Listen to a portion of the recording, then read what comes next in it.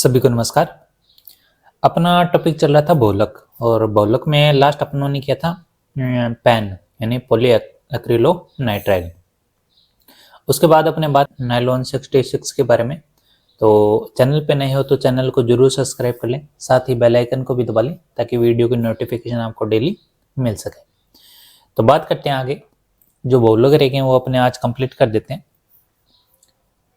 एक रह गया अपना नायलॉन 66, ठीक है। अब यहाँ पे बस वही तरीका अपने को एक तो ढूंढना है, क्या एकलक इकाई कौन सी है। उसके बाद अपने को पता क्या करते हैं, बहुलकीकरण, ठीक है। तो यहाँ पे इसकी जो एकलक इकाई है वो है 2, ठीक है। एक तो है हेक्सा मेथिलीन डाइएमीन,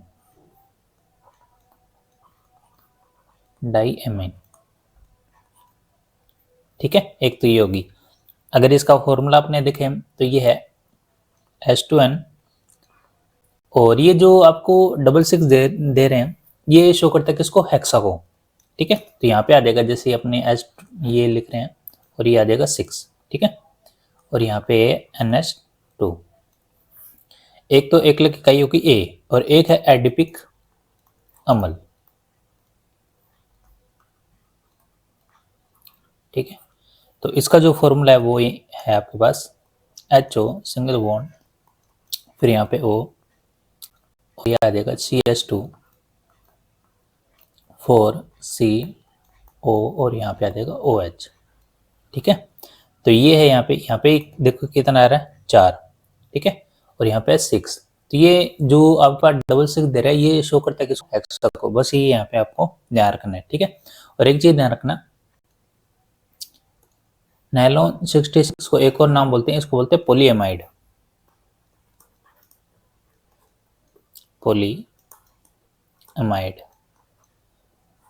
ठीक है। तो यहाँ से पोली हटा दें तो एक एकलक इकाई आ जाती है क्या, एमाइड। तो ये एडिपिक अम्ल इसको ही बोलते हैं, ठीक है। एक तो ये होगी, एक ये होगी। इन दोनों के संघनन से, ठीक है, इन दोनों को मिला दे तो आपके पास क्या आएगा, नायलॉन 66। तो ध्यान रखना कि जो एक तो है हेक्सा मेथिलीन डाइएमीन और एक एडिपिक अम्ल, इनके संघनन से बहुलकीकरण कराएं तो क्या प्राप्त होगा, नायलॉन 66, ठीक है। तो यहाँ पे अपने फॉर्मूले की बात करें तो ये बनता कैसे है, अपने को इतना डिटेल में तो नहीं जाना कि अपने को फॉर्मूला ध्यान रखें, फिर ये ध्यान रखें कि ये बनता कैसे है। अपने को ये ध्यान रखना है कि नायलॉन 66 में एकलक इकाई कौन सी है और इसका उपयोग कहाँ होता है, ये दो चीजें अपने को ध्यान रखनी है। फिर भी जैसे ये H2N तो इसको अपने ऐसे लिख सकते हैं, H सिंगल बॉन्ड और एक H यहाँ, ठीक है। फिर उसके बाद यहाँ पे 6, फिर क्या है आपके पास NH2, तो इसको भी ऐसे लिख लेते हैं N, एक H यहाँ पे और एक H यहाँ पे, ठीक है।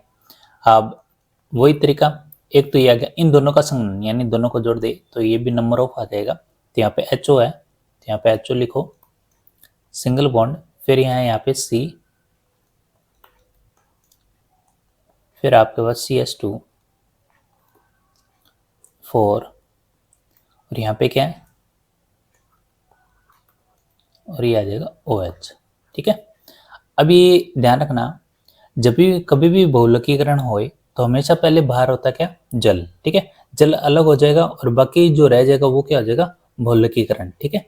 तो यहाँ पे अपने ध्यान रखें, तो यहाँ से जल अलग कैसे करोगे, तो यहाँ पे जो एक तो है HO और एक है H, तो क्या बन जाएगा H2, तो एक तो यहाँ से ये अलग हो जाएगा, ठीक है, और एक H यहाँ से अलग हो जाएगा। तो ये HO और H2 तो HO और H ये तो दोनों हो जाएंगे बार।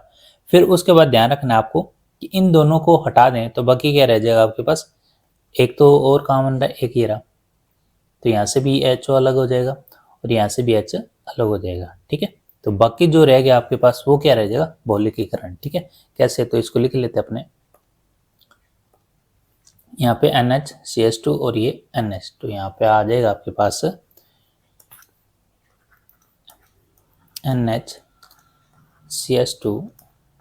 6, फिर क्या था NH, और यहाँ पे ये देखो ये NH है तो इसके साथ जुड़ जाएगा ये CO वाला पार्ट, ठीक है। तो ये कार्बन डबल बॉन्ड ऑक्सीजन और यहाँ पे 4 CH2 4 और ये C डबल बॉन्ड है O और ये है आपके पास नाइलॉन 66, ठीक है। और बाहर निकल के आपके पास क्या H2 और वो भी कितने 2, ठीक है।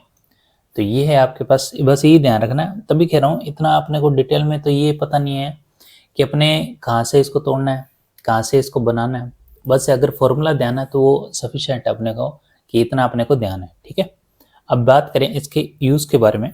इसका यूज़ कहाँ होता है? इसका यूज़ होता है एक तो मजबूत रस्सियाँ बनाने में,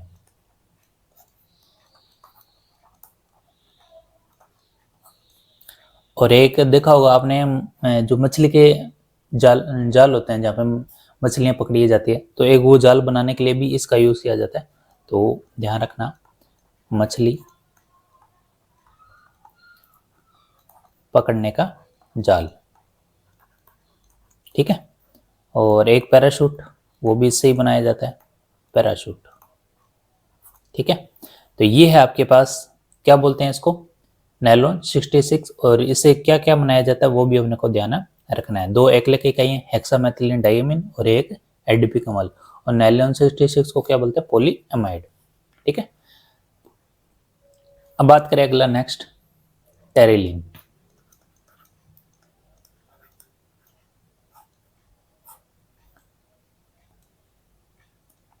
तो टेरिलीन को यहाँ पे देखो क्या क्या बोलते हैं, एक तो पोलिएस्टर भी बोलते हैं इसको,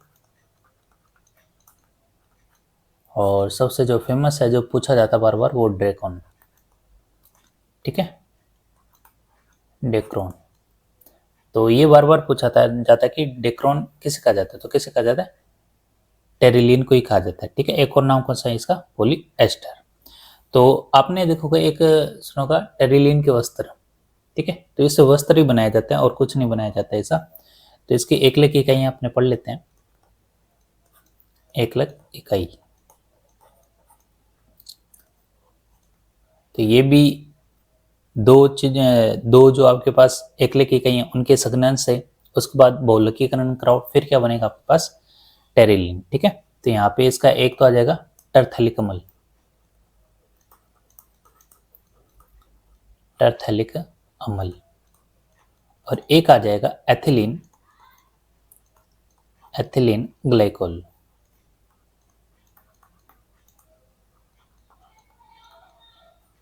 ठीक है। इसका फॉर्मूला तो आपने पढ़ के आए थे, CH2 सिंगल बॉन्ड OH और CH2OH, ठीक है। और टरथैलिक अम्ल का इसमें एक तो बेंजीन आ जाएगा, ठीक है। और स्टार्टिंग में आ जाए HOCO और बेंजीन, और ये लास्ट में, ठीक है। लिख ही लेते हैं अपने, ध्यान रहे,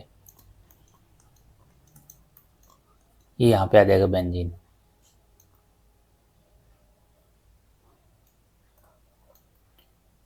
और सेम, ठीक है। तो ये है टरथैलिक अम्ल और एथिलीन ग्लाइकोल। तो इन इसके संघनन से बहुलकीकरण कराएं तो क्या प्राप्त होगा अपने पास, टेरिलीन, ठीक है। बस यही ध्यान रखना आपने। अब यहाँ से वही है कि आप टेरिलीन बनाओगे तो देखो एक तो एच यहाँ से चला जाएगा और लास्ट में अपने पास चला जाएगा एक एच यहाँ से, ठीक है। तो H2 बाहर निकलना, बाकी तो सेम ही है। तो यहीं से कर लेते अपने, देखो एक तो एच यहाँ से और एक एच यहाँ से, ठीक है। और कहाँ से हो सकता है, एक तो OH यहाँ से और एक एच यहाँ से, यही है, ये लो, ये 12, बाकी जो रह गया सिंगल बॉन्ड अपने यहाँ से बंद कर देंगे, ठीक है। तो वो क्या बन जाएगा, टेरिलीन। तो ये तो बात होगी टेरिलीन। और इसका बस ध्यान रखो यूज कहाँ होता है, इसका यूज होता है वस्त्र बनाने में, वस्त्र बनाने में। और वस्त्र भी ऐसे नहीं है, ध्यान रखना इसमें ना तो सलवटें बनती है और ये पसीना नहीं सोखता, ठीक है। और सबसे बड़ी चीज, आग जल्दी पकड़ लेता है ये। तो ये ऐसे वस्त्र हैं जो अपने को ध्यान रखने हैं, ठीक है। और ये वस्त्र हैं भी किसके, छोटे मोटे चीज के नहीं, किसके, टेरिलीन, ओके। तो ये तो बात होगी टेरिलीन और नायलॉन 66 होगी अपने पास। अब लास्ट अपने पढ़ लेते हैं संश्लेषित रबड़, जिसको अपने क्या बोलते हैं, कृत्रिम संश्लेषित रबड़, ठीक है। सिंथेटिक रबड़। तो इसमें क्या करना, अपने पास दो पार्ट है, एक तो ब्यूना एस और एक ब्यूना एन। एक तो है आपके पास ब्यूना एस और एक है ब्यूना एन, ठीक है। तो यहाँ पे एक है बी यू एन ए और एस, ठीक है, इनमें में ही तोड़ देते अपने, बी यू और ये एस हो गया और एक है सोडियम, ठीक है। ये एन ए क्या है यहाँ पे, सोडियम। इसका मतलब होता है 1,3, ये एक अलग इकाई है, ठीक है, 1,3 ब्यूटा ब्यूटाडाइन, ठीक है। और एस का मतलब क्या है, स्टायरीन। तो ये दोनों तो हैं आपकी एक लिखी इकाइयां, ठीक है। यहाँ पे सोडियम क्या है वो भी बात करते हैं अपने, और यहाँ पे भी अपने ऐसे लिख लेते हैं। तो यहाँ पे आपके पास बी यू और ये आ जाएगा एन और ये है आपके पास सोडियम, ठीक है। तो इसको भी ये लिख देते अपने 1,3 ब्यूटाडाइन, ब्यूटाडाइन, ठीक है। और एन का मतलब क्या होगा, यहाँ पे एन का मतलब होगा एक्रिलोनाइट्राइल और यहाँ पे एस का मतलब क्या है, स्टेरीन, ठीक है। तो एन का मतलब ये है यहाँ पे एक्रिलो नाइट्राइल। तो ये भी क्या है यहाँ पे एकलक इकाइयाँ, ठीक है। तो बस यही ध्यान रखना है, ब्यूना एस और ब्यूना एन, क्वेश्चन ये पूछता है कि इनकी एकलक इकाइयाँ कौन सी है, तो यहीं से पता चलेगा बी और एन ए, ठीक है। अब यहाँ पे आप कहोगे कि ये जो एन है यहाँ पे और यहाँ पे ये क्या है, तो ध्यान रखना ये है उत्प्रेरक, ठीक है। क्या है ये, उत्प्रेरक। कई बार ये भी पूछ लेते हैं कि जो संश्लेषित रबड़ है इसमें उत्प्रेरक का काम कौन करता है, तो कौन करता है, सोडियम, ठीक है। और भी आता है, जैसे अपने ब्यूनेस की बात करें तो यहाँ पे CO2 भी आएगा, CO2 भी किसका काम करता है, उत्प्रेरक का। और इसमें भी बात करें कि ब्यूना एन में उत्प्रेरक का काम कौन करता है, तो ध्यान रखना, एक सुना होगा आपने जिगलर नाटा उत्प्रेरक, नहीं सुना शायद, नया हो सकता है। तो उत्प्रेरक जो है ब्यूना एन में एक कौन सा है, जिगलर नाटा उत्प्रेरक, जिगलर जिगलर नाटा उत्प्रेरक, ठीक है। तो यहाँ पे इसका फॉर्मूला ध्यान रखें अपने, R3Al प्लस TiCl4, ठीक है। आर का मतलब बताया था एल्किल ग्रुप, जिसमें मेथिल एथिल प्रोपिल कुछ भी आ सकता है। तो ये तो था इसका फॉर्मूला जो अपने को ध्यान रखना है। तो ध्यान रखना ब्यूनान में आपके पास उत्प्रेरक सोडियम भी हो सकती है, जिगलर नाटा उत्प्रेरक भी हो सकता है, अच्छा क्वेश्चन है। और यहाँ पे आपके पास ब्यूना एस में सोडियम और CO2, इसके अलावा कुछ नहीं। अब ये नहीं है कि अपने इसमें वही फॉर्मूला ध्यान रखें फिर बनाए, कुछ नहीं बनाना, अपने को बस ध्यान रखना है कि एकले की इकाई कौन सी है। एक आता नियोप्रीन, नियोप्रीन। तो नियोप्रीन की जो एकलक इकाई है वो ध्यान रखो, तो नियोप्रीन की एकलक इकाई है आपके पास क्लोरोप्रीन, क्लोरोप्रीन, ठीक है। तो नाम मैच कर रहा है तो ये तो वैसे याद हो जाएगा, नियोप्रीन क्लोरोप्रीन, ठीक है। तो एक इसका यूजेस ध्यान रखो, यूज किसमें किया जाता है, जो टायर बनते हैं, ट्यूब बनते हैं और जूते बनते हैं, तो उनमें किसका यूज किया जाता है, नियोप्रीन का, ठीक है। तो टायर हो गए, ट्यूब हो गए और क्या हो गए, जूते,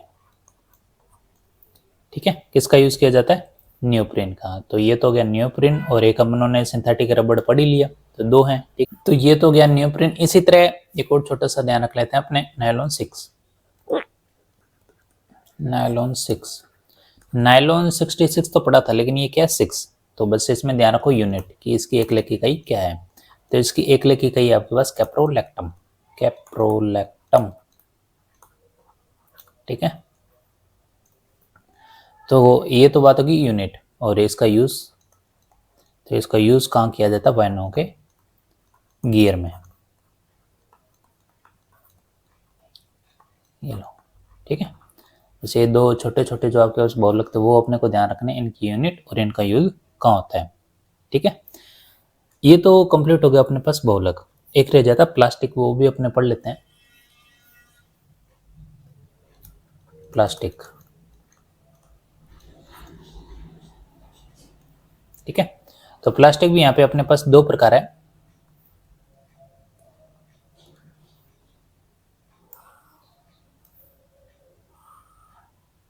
एक तो अपने पास थर्मोसेटिंग प्लास्टिक, ठीक है, और एक है अपने पास थर्मोसेटिंग है और ये थर्मोप्लास्टिक।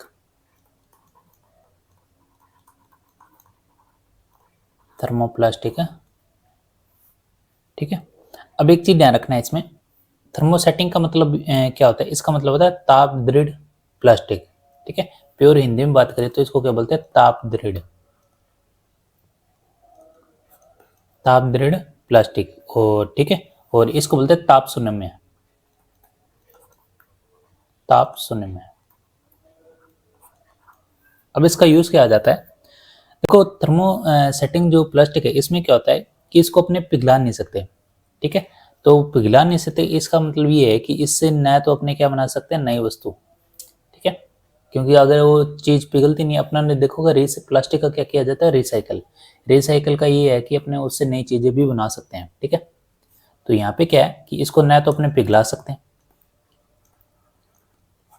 ठीक है, पिघला नहीं सकते तो नई वस्तु भी नहीं बनेगी, तो अपने पास क्या हो जाएगा, इसके जो प्लास्टिक है उसका यूज अपने किस हिसाब से अपने करेंगे, तो वो एक तो आ जाता है इसमें अपने पढ़ा था बेकेलाइट, एक तो यूज करते हैं अपने बेकेलाइट में, ठीक है। क्योंकि आपने घरों में देखा होगा जो अपने चाय के जो गिलास होते हैं, ठीक है, वो भी प्लास्टिक होता है, प्योर प्लास्टिक नहीं होता, तो टूट भी जाते हैं, तो ऐसा नहीं है कि उसको अपने गर्म करके नई वस्तु बना सकते हैं, वो टूट गए तो टूट गए यानी खराब है, ठीक है। तो इसका मतलब वो किस में आते हैं, बेकेलाइट में, ठीक है। और एक ध्यान रखें अपने, एक है मेलामाइन, ठीक है, मेलामाइन यानी जो अग्निरोधी वस्त्र होते हैं, ठीक है, जो जैकेट होता है, हमने देखा होगा फायर ब्रिगेड में अग्निरोधी जो जैकेट पहनते हैं वो किससे बनाते हैं, मेलामाइन से, ठीक है। तो बेकेलाइट मेलामाइन किस में आ जाएंगे, थर्मोसेटिंग प्लास्टिक में, ठीक है। ना तो इनको पिघला सकते हैं और न इनसे नई वस्तु बना सकते हैं, ये चीज ध्यान रखना अपने पास, ठीक है। और इसमें क्या होगा, इसमें वही यानी इसको पिघला कर क्या बना सकते हैं, अपने नई वस्तु, पिघला कर क्या बना सकते हैं, नई वस्तु। तो इसका तो एक एग्जांपल सबके मन में आ रहा होगा, कौन सा, पॉलीथीन, ठीक है। तो पॉलीथीन वही है, तो इसका एक तो यूज आ जाएगा किसमें, पॉलीथीन में, पॉलीथीन हो गया, और जैसे पीवीसी हो गया, पेन हो गया, पॉलीएक्रिलोनाइट्राइल, और एक होगा पीएस का मतलब पॉलीस्टाइरिन का बताया ना, उच्च कोटि की जो बोतलें बनती है वो कौन सी बनती है, पॉलीस्टाइरिन की। ये क्वेश्चन सीधा ही पूछ लेते हैं कि उच्च कोटि की जो बोतलें हैं वो किससे बनती है, अपने पास पॉलीस्टाइरिन से, ठीक है, उच्च कोटि की बोतलें।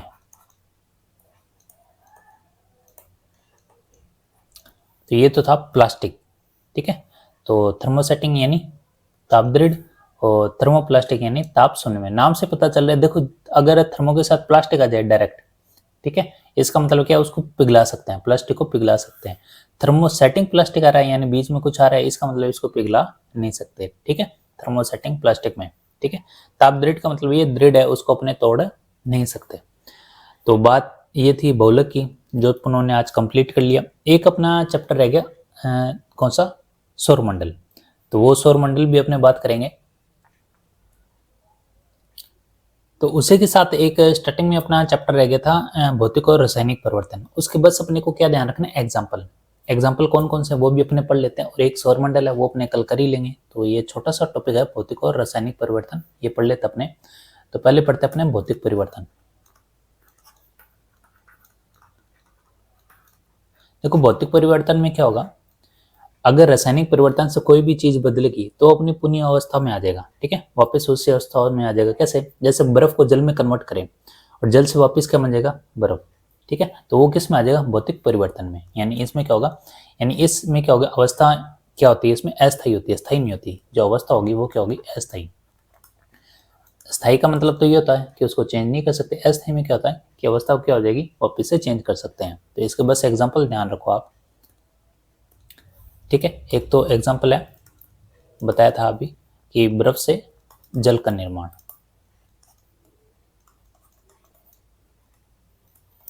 जल का निर्माण।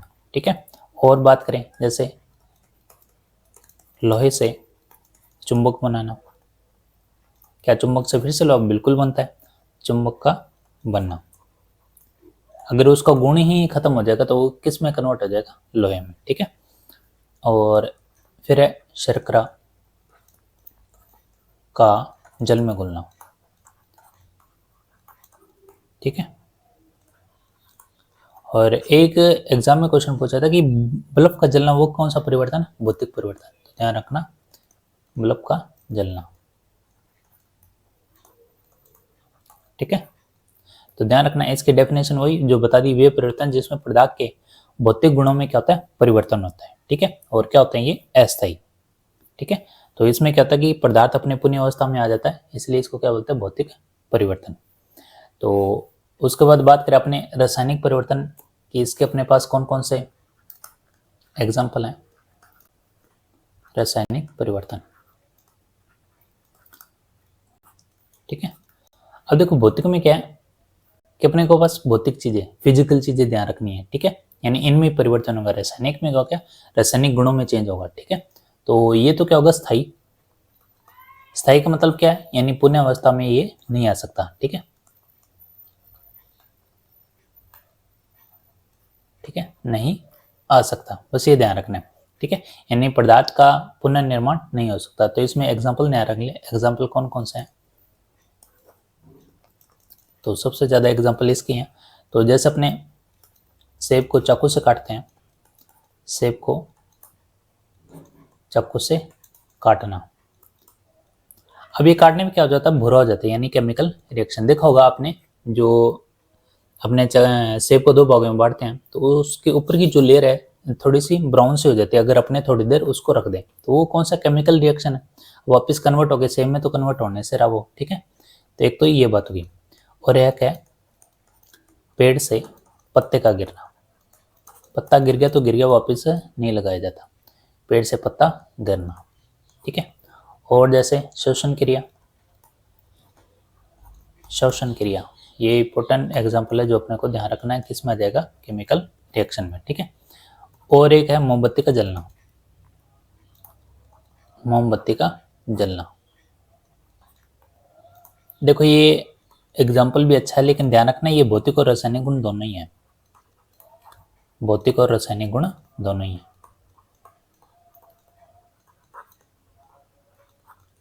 ठीक है, और जैसे आपने सेब की बात की, इसी तरह सब्जियों की बात करें तो पकी हुई सब्जियां भी क्या हो जाती हैं, थोड़े टाइम बाद खराब, तो वो भी ध्यान रखो। पकी जो सब्जियां हैं, पकी हुई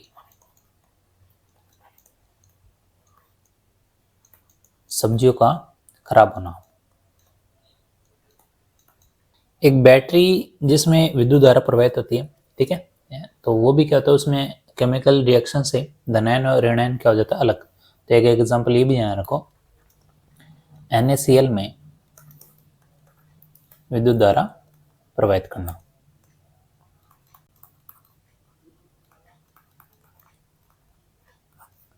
वो किस में आ जाएगा आपके पास, ठीक है, केमिकल रिएक्शन में। फिर बात करें लोहे पे जंग लगना। ठीक है, एक अपनों ने पढ़ा था लोहे से चुंबक बनाना, और लोहे पे जंग लगना वो कौन सा है, केमिकल रिएक्शन, लोहे पर जंग लगना। ठीक है, और बात करें जैसे हवा में चांदी के बर्तन क्या हो जाते हैं, काले। ठीक है, चांदी के बर्तनों का क्या होना, काला होना।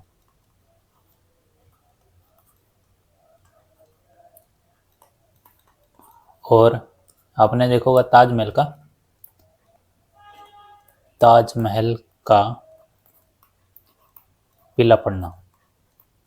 अब बारिश का दौर चल रहा है तो वहां पे जो यमुना नदी है, कह रहे हैं कि उसके लेवल पे आ गई, लेकिन जो ताजमहल है ना, ताजमहल के नीचे क्या लकड़ियां हैं, तो अगर ज़्यादा दिक्कत ना हुई तो ऐसा ना हो कि वो ताजमहल भी क्या होगा, तैरने लगे। ठीक है, तो बारिश का बहुत खतरनाक दौर चल रहा है अभी। उसके बाद एक एग्जाम्पल और ध्यान रखना, दूध से दही का बनना, दूध से दही का बनना। तो ये किसका एग्जाम्पल है, केमिकल रिएक्शन का। ठीक है। तो ये तो था जो अपनों ने पढ़ा है, भौतिक और रासायनिक परिवर्तन ये रह गया था। बस इसमें एग्जाम्पल ध्यान रखने थे अपने को कि एग्जाम्पल क्या है, ठीक है। तो बहुलक भी अपनों ने पढ़ लिया और इस हिसाब से पढ़ा है कि अपने को ऐसा भी नहीं है कि बहुत ज़्यादा डिटेल में जाना पड़े और ऐसा भी नहीं कि बिल्कुल बेसिक से पढ़ना पड़े। सब कुछ अपनों ने उस हिसाब से पढ़ा है जो आपको एग्जाम में क्वेश्चन मिल सके, ठीक है। और भौतिक रासायनिक परिवर्तन में ज़्यादातर ये एग्जाम्पल ही पूछते हैं कि एग्जाम्पल कौन कौन से हैं, ठीक है। लेकिन एग्जाम्पल से पहले अपने को डेफिनेशन पता होनी चाहिए। तो भौतिक परिवर्तन की तो डेफिनेशन यही है कि ये क्या है कि जो भी चेंज होता है वो अपनी पहली पहली अवस्था में आ सकता है, ठीक है। यानी ये क्या है, अस्थायी है, ठीक है। और रासायनिक परिवर्तन क्या है, स्थायी है। स्थायी का मतलब क्या है कि एक बार जो हो गया सो हो गया, उसके बाद इसमें कोई भी आगे परिवर्तन नहीं होगा, यानी ये पहली वाली अवस्था में आ नहीं सकता, ठीक है। तो जैसे सेब हो गया, सेब को कट कर दिया तो वो वापस अपनी पुण्य अवस्था में आ नहीं सकता, ठीक है। और भौतिक परिवर्तन अपनी पुण्य अवस्था में आ सकता है, इसलिए वो क्या है, अस्थायी है। तो ये तो था भौतिक और रासायनिक परिवर्तन और बहुलक अपने ने पढ़ ही लिए।